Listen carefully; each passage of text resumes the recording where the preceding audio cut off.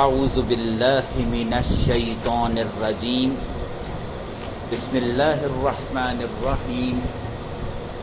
آج کا ہمارا سبق سورہ لقمان آیت نمبر 20 سے ہے جی، جہاں پر لقمان علیہ السلام نے اپنے بیٹے کو جو چند نصیحتیں کی تھیں وہ تمام ہوئی تھیں۔ اب اللہ تعالیٰ ایک نئے ٹاپک کی طرف ہماری رہنمائی کرتے ہیں۔ یہ پہلے بھی چند مقامات پر پیچھے اور آگے بھی تذکرہ ہوگا، سن لیتے ہیں۔ فرمایا اللہ تبارک و تعالیٰ نے، الم ترو، کیا تم لوگوں نے نہیں دیکھا، ان اللہ، کا بے شک اللہ نے، سخر لکم، مسخر کر دیا تمہارے لیے، قابو میں کر دیا تمہارے لیے یا کام پہ لگا دیا تمہارے لیے، ما فی السماوات، جو کچھ آسمانوں میں ہے، وما فی الارض، اور جو کچھ زمین میں ہے۔ کیا تم یہ نہیں دیکھتے جو اللہ نے آسمانوں اور زمین میں تخلیق کیا ہے اس کو کام پہ لگا دیا ہے؟ اور دوسرے الفاظوں میں، اور اسی زمین پر بہت سے ایسے معاملات ہیں جو ہمارے لیے اللہ نے مسخر کر رکھے ہیں، جانور ہیں۔ اس کے علاوہ اگر ہم سورج چاند ستارے دیکھیں، رب نے ان کو کام پہ تو لگایا ہوا ہے لیکن فائدہ ہم اٹھاتے ہیں۔ مہینوں کی تاریخیں ہمیں پتہ چلتی ہیں کہ ربیع الاول اب آیا ہے، ربیع ثانی اب آیا ہے، رمضان اب آنے والا ہے، حج اب آنے والا ہے۔ دن اور رات ہمارے لیے اللہ نے جو ہے نا آسانیاں کی ہیں کہ دن کو ہم نے کام کرنا ہے تو رات کو ہم نے آرام کرنا ہے۔ وہ طرف ابھی اللہ نے کہا کہ اس نے مسخر کر دیا تمہارے لیے جو کچھ آسمانوں میں ہے اور زمین میں، وَأَسْبَغَ، اور تمام کر دی، علیکم، تم پر، نعمہ، اپنی نعمت کو، اللہ نے تم پر اپنی نعمتیں تمام کر دیں، ظاہرۃً، چاہے وہ نعمت ظاہری ہو، وباطنہ، اور چاہے وہ باطنی نعمت ہو۔ وہ نعمتیں جن کو تم شمار کر سکتے ہو، دیکھتے ہو، جان سکتے ہو، گن کر سکتے ہو، اس کا تمہیں احساس ہے، ادراک ہے، وہ نعمتیں بھی اللہ نے تم پر تمام کر دی، اور بہت سی ایسی نعمتیں ہیں جس کا تمہیں ادراک بھی نہیں۔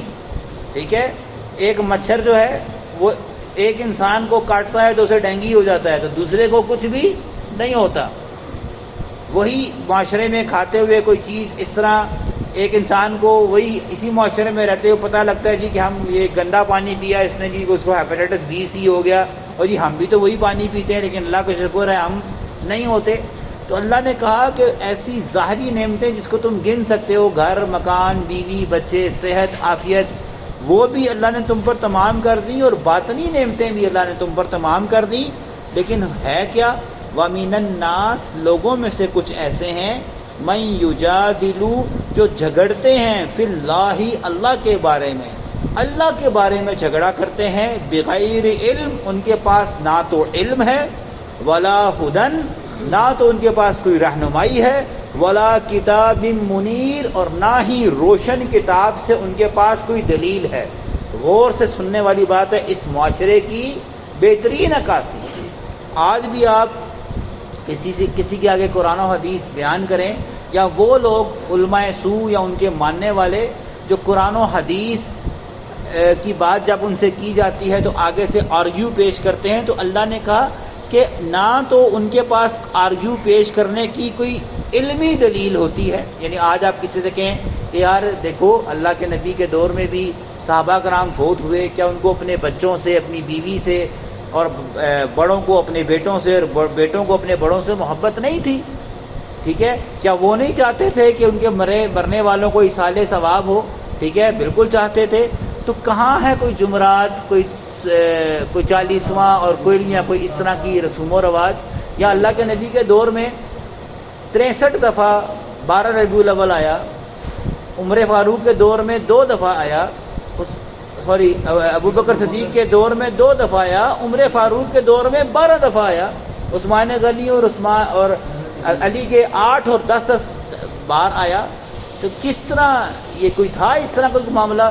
تو اللہ نے کہا ان کے پاس تو جواب ہوتا ہے نا، وہ بغیر علم کے ہوتا ہے، کوئی ان کے پاس علمی جواب اس کا اور جی کیا ہوتا ہے وہ بھی آگے سنیں گے. جو ہمیں جواب آگے سے سننے کو ملتا ہے 1400 سال پہلے وہی جواب رب نے اگلی آیت میں اتارا ہوا ہے. ٹھیک ہے. اللہ نے کہا نہ تو ان کے پاس کوئی علم ہوتا ہے نہ کوئی رہنمائی ہوتی ہے. رہنمائی کہاں سے ہم لیتے ہیں جی؟ قرآن و حدیث سے. اور ساتھ ہی کہا ولا کتاب منیر، اور جو سب سے اتھینٹک کتاب ہے، روشن کتاب قرآن سے بھی ان کے پاس کوئی ثبوت نہیں ہوتا ہے. لیکن جہالت میں اللہ کے جو ہے نا وہ جھگڑا کر رہے ہوتے ہیں. اور جب ان سے کیا کہا جاتا ہے وَإِذَا قِيلَ لَهُمُ اتَّبِعُوا، جب ان سے کہا جاتا ہے کہ دیکھو اتباع کرو ما انزل اللہ، جو اللہ نے نازل کیا ہے، اللہ کے احکامات کی اتباع کرو.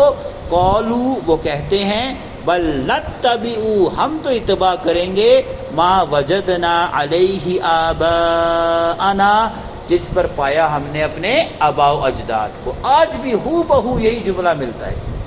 ساڑھے وڈے کر کے چلے گئے جی، اسی کس طرح باز آئیے جی.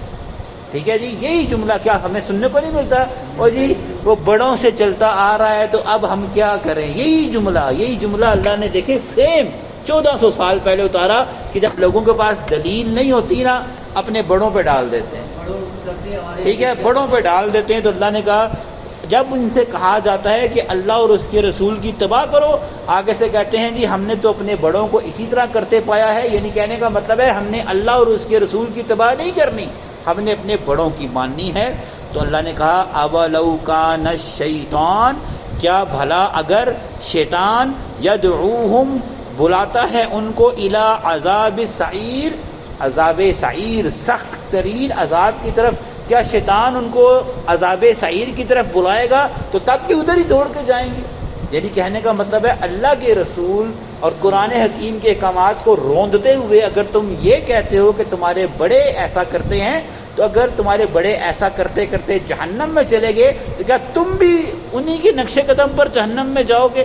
تو اللہ نے کہا کہ وہ تو مر گئے، ان کا معاملہ اللہ کے حوالے ہے. تم تو زندہ ہو، کوئی عقلیں حاصل کر کر اپنی زندگی کی نوک پلک درست کر دو. اگر تم نے اسی جہالت پر مرنا ہے تو تمہارے بڑے بھی جو ہے نا اگر اسی جہالت پر مرے ہیں تو معاملات اور حساب جو ہے نا وہ عذاب سعیر کے الفاظ ہے کہ بڑا سخت پکڑنے والا جگڑنے والا عذاب جو ہے نا وہ اللہ نے تیار کر کے رکھا ہے کہ ان لوگوں کے لیے جو واضح قرآن و حدیث کی رہنمائی ملنے کے بعد، دلیل ملنے کے بعد اس دلیل پر عمل نہیں کرتے اور پھر اپنی ہی جہالت پر ڈٹے رہتے ہیں. یہ ان کے بارے میں فرمایا. اور اب اس شخص کے حوالے سے یہ سورہ آل عمران میں بھی ایک تذکرہ اسی الفاظ سے تذکرہ آ چکا ہے شروع میں ہی، اور وہی آیت اللہ نے دوبارہ اتاری ہے کہ ایک تو یہ گروہ ہے کہ جو ہدایت سننے کے بعد کیا کرتا ہے جی؟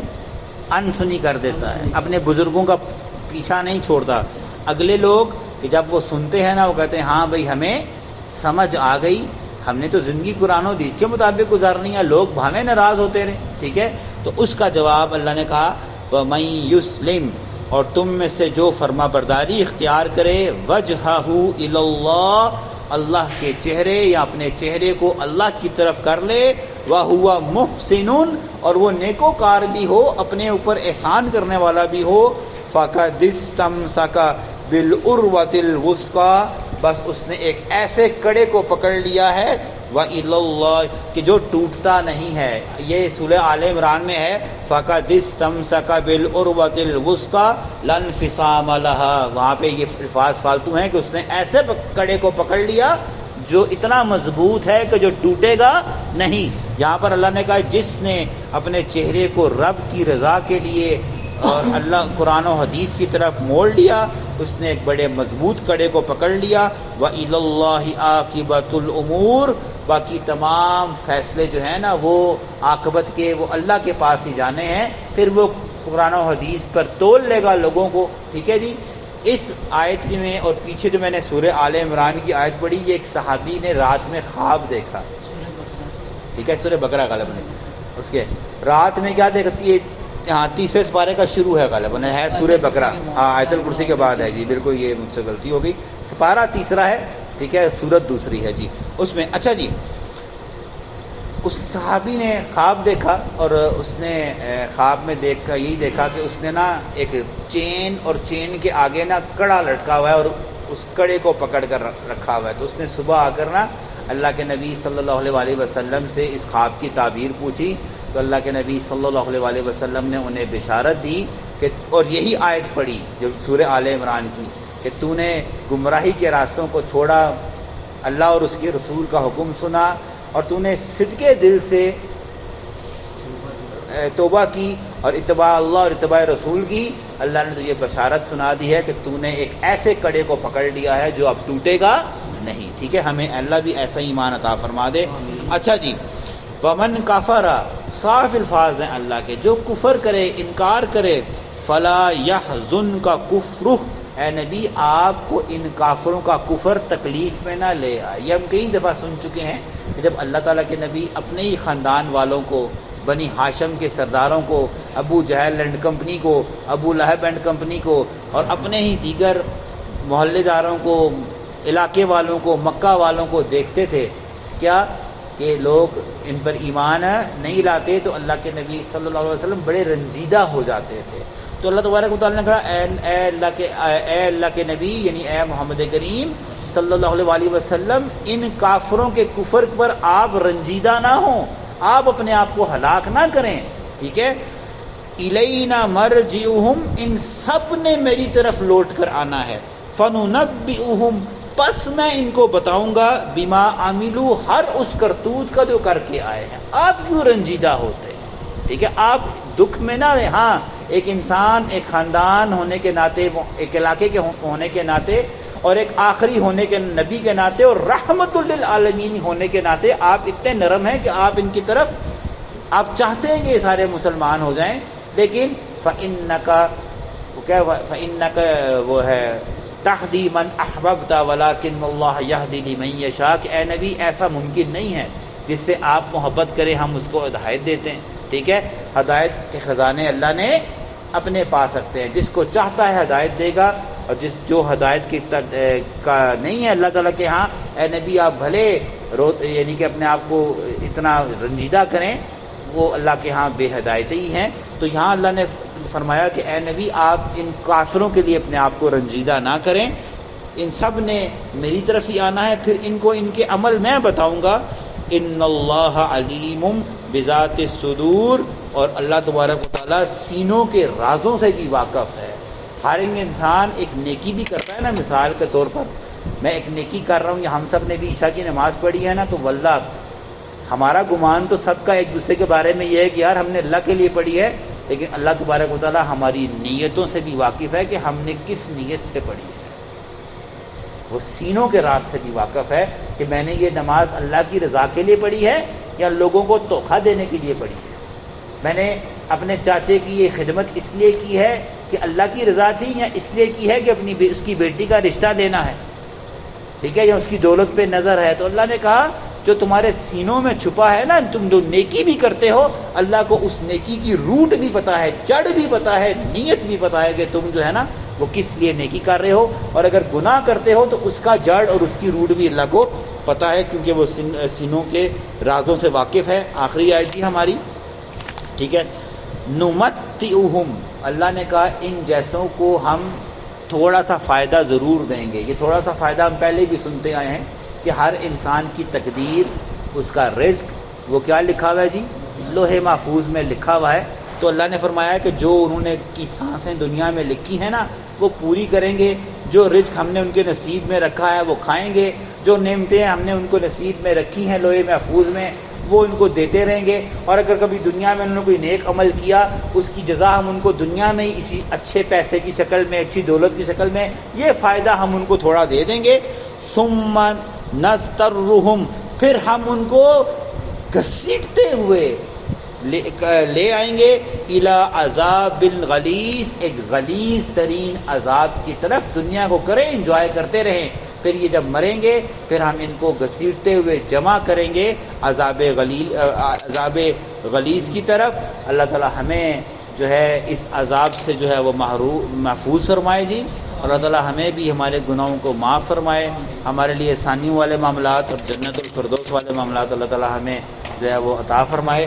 آگے کا سبق تھوڑا سا کچھ چیزیں ہیں اللہ نے اپنی شان بیان کیا، وہ کل کے سبق میں انشاءاللہ